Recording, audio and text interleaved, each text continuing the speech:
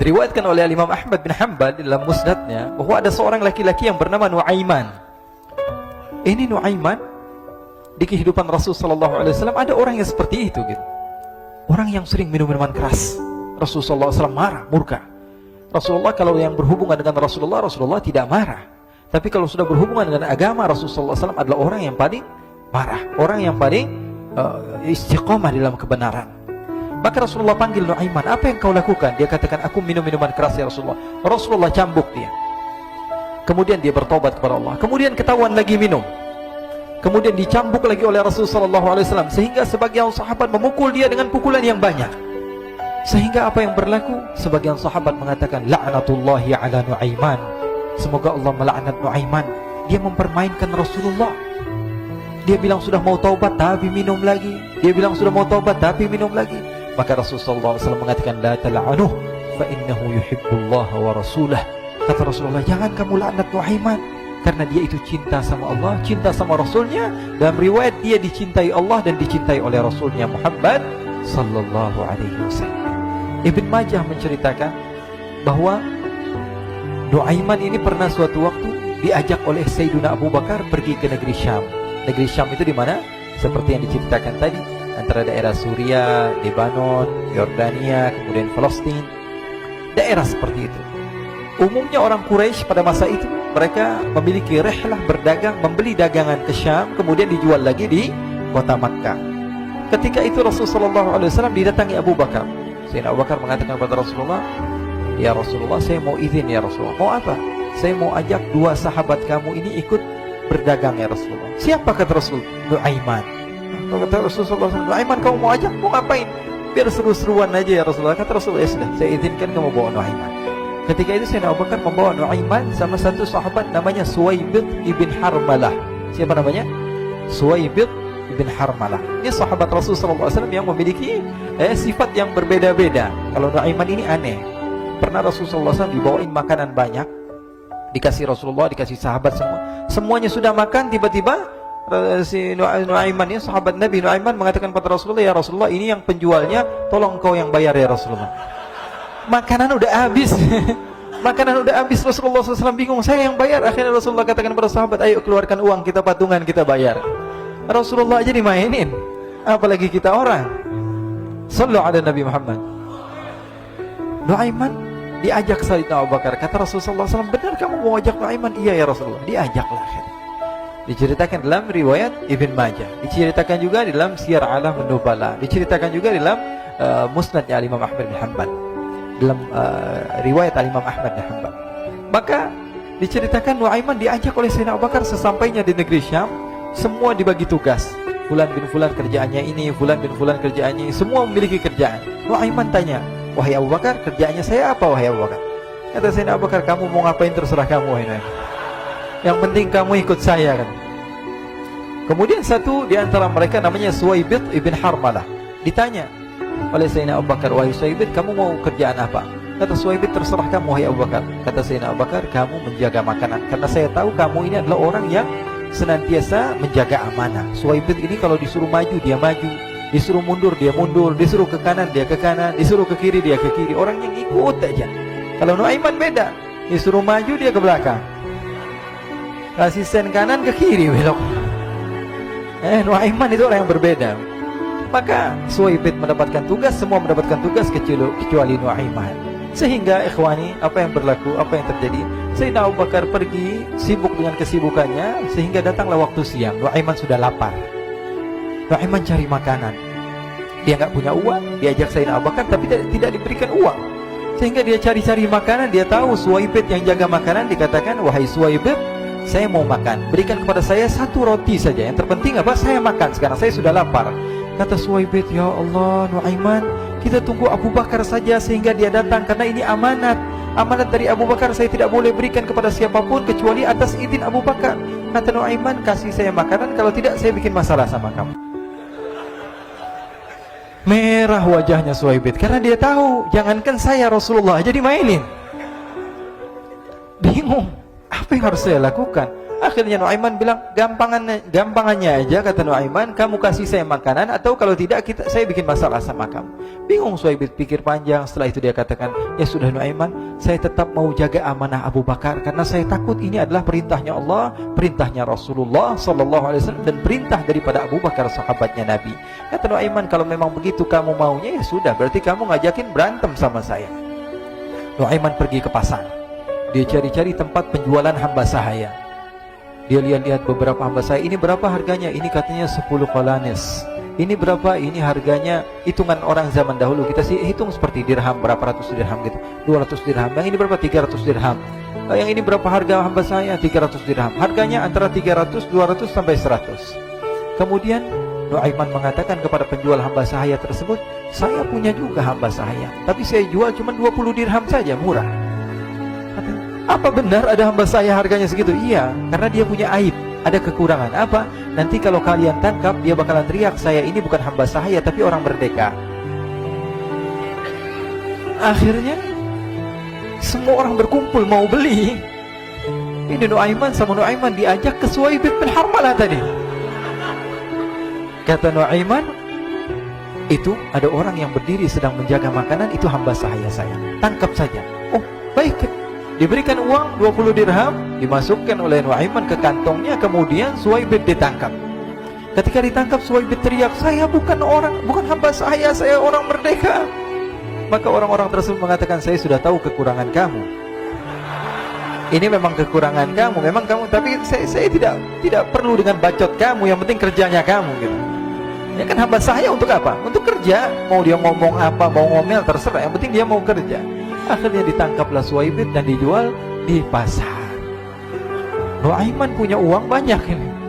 Dia beli makanan, dia beli minuman, dia beli hadiah buat Rasulullah. Dia beli macam-macam di negeri Syam ini. Waktu itu adalah superpower, adidaya Romawi. Pada masa itu semua barang mahal, tapi Nuaiman banyak uangnya. Dia belanja ini, belanja itu, sehingga Sayyidina Abu Bakar pun pulang. Ketika Sayyidina Abu Bakar pulang, Sayyidina Abu Bakar cari, mana ini Suhaib? Kita semua sudah lapar. Kata Nuaiman dengan mudahnya dia mengatakan, sudah saya jual wahai Abu Bakar. Maka Sayyidina Abu Bakar bertanya, apa yang kau lakukan wahai Nuaiman? Diceritakan oleh Nuaiman dengan jujur.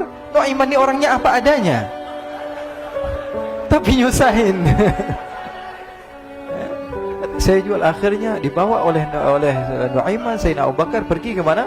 Ke pasar. Lalu dibeli lagi oleh Sayyidina Abu Bakar As-Siddiq, Suhaib yang tadinya orang merdeka menjadi hamba sahaya sebentar, kemudian dibeli lagi oleh Sayyidina Abu Bakar. Pulang ke Madinah, kisah ini diceritakan di hadapan Rasulullah SAW. Maka perawi mengatakan, fadhahikan nabiyyu hatta badat nawajiduhu. Ketika diceritakan kisah Nuaiman tersebut dengan Suhaib, Rasulullah tertawa sejadi-jadinya sehingga gigi geraham Rasulullah SAW nampak di wajah mata para sahabat. Sehingga perawi lain mengatakan, 1 tahun berlalu Rasulullah, setiap ada tamu yang datang kepada Rasulullah akan ceritakan kisah Nuaiman menjual Suhaib tersebut. Jadi ada ikhwani, jangan kalian kira Rasulullah SAW itu hidup di satu masa sahabat-sahabatnya itu seperti ustadz-ustadz yang khusyuk, yang kayak Habib bin Anis ini banyak. Bahkan ikhwani, pernah suatu waktu Rasulullah SAW didatangi asyraf, delegasi dari beberapa negara yang ingin mengenal apa itu agama Islam.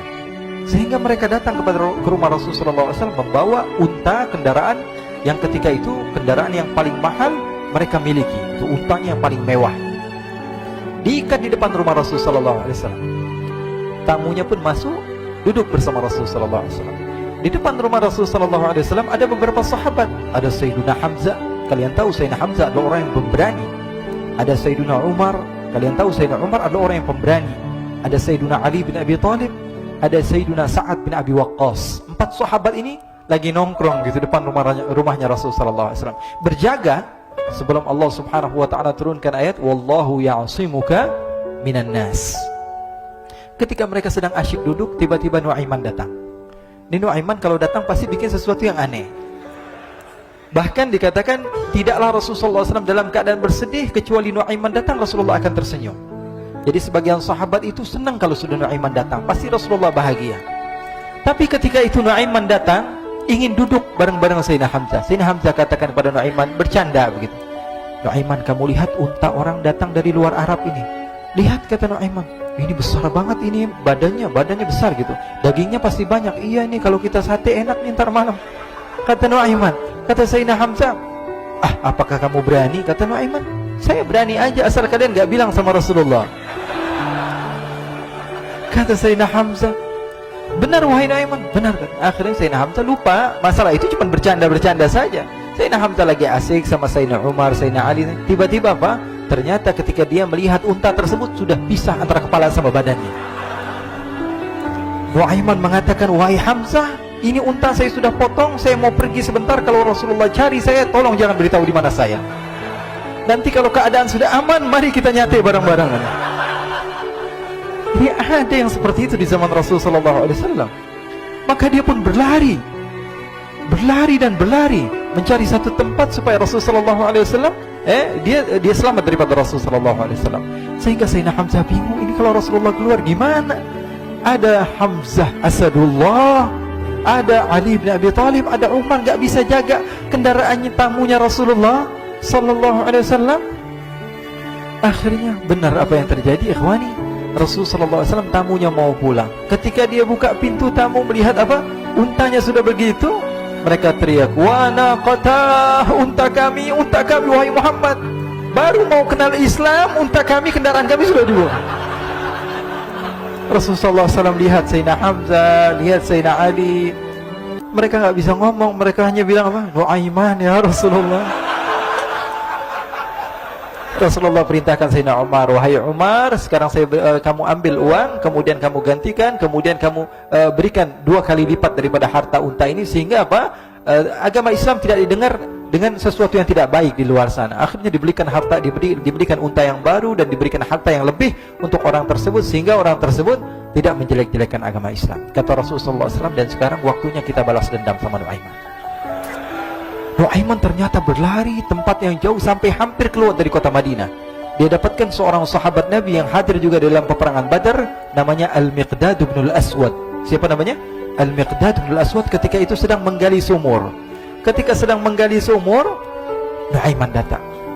Nuaiman katakan kepada Miqdad, wahai Miqdad, wahai sahabat Rasul, kamu orang yang hadir dalam peperangan Badar, kamu adalah orang yang hebat. Dipuji-puji sama Nuaiman. Ada maunya ini. Akhirnya dia bilang, wahai Miqdad, tolong saya. Kenapa wahai Nuaiman, kamu ini kekasihnya Rasulullah, orang yang disayang sama Rasulullah. Kenapa? Saya ini sedang dikejar-kejar orang jahat. Tolong selamatkan saya. Saya pengen masuk ke dalam sumur, boleh atau tidak? Kata Miqdad, siapa yang mengejar kamu? Pokoknya saya dikejar sama orang-orang. Kamu mau atau tidak selamatkan saya? Ya sudah, selagi kamu itu adalah sahabat Nabi, silahkan kamu masuk. Masuk akhirnya Nuaiman ke dalam sumur tersebut. Lalu Nuaiman mengatakan, wahai Miqdad, dia keluar lagi. Nanti kalau ada yang cari saya, tolong jangan beritahu saya di dalam sumur ya. Kata Miqdad, baiklah. Kata Nuaiman, siapapun yang bertanya tentang saya, kamu tidak akan kasih tahu? Iya kan? Walaupun Rasulullah yang tanya saya? Katanya, enggak mungkin Rasulullah datang ke tempat sejauh ini. Iya, walaupun Rasulullah. Akhirnya masuk Nuaiman. Setelah beberapa menit Rasulullah dan rombongan benar datang. Miqdad bingung ini. Ini kenapa Rasulullah datang ke RW kami ini? Ada apa yang Rasulullah sampai sejauh ini? Ditanya, ya Rasulullah, ada apa ya Rasulullah? Kata Rasulullah, saya cari Nuaiman. Di mana Nuaiman? Innalillah, kata Miqdad. Nggak dijawab ini Rasulullah. Kalau dijawab saya ingkar janji.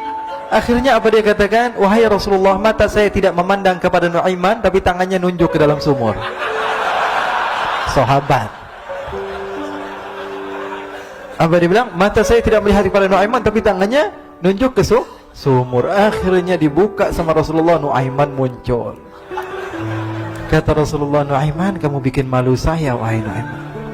Ya Rasulullah, yang bersalah bukan saya, tapi orang yang mencari saya bersama kamu ya Rasulullah. Akhirnya Rasulullah nengok siapa, ternyata Nuaiman sudah lari kabur.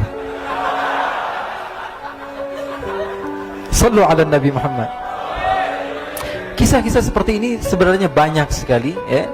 Ini menunjukkan kepada kita bahwa kehidupan Rasulullah itu begitu indah. Rasulullah SAW, kalau kamu mau menjadi orang yang baik, contoh Rasulullah. Mau menjadi bapak yang baik, contoh Rasulullah. Mau menjadi pemimpin peperangan yang baik, Rasulullah. Mau menjadi murid yang terbaik, contoh Rasulullah. Bagaimana akhlak Rasulullah. Mau menjadi suami yang baik, contoh Rasulullah. Dalam segala hal, apapun itu, Rasulullah SAW adalah makhluk yang paling terbaik.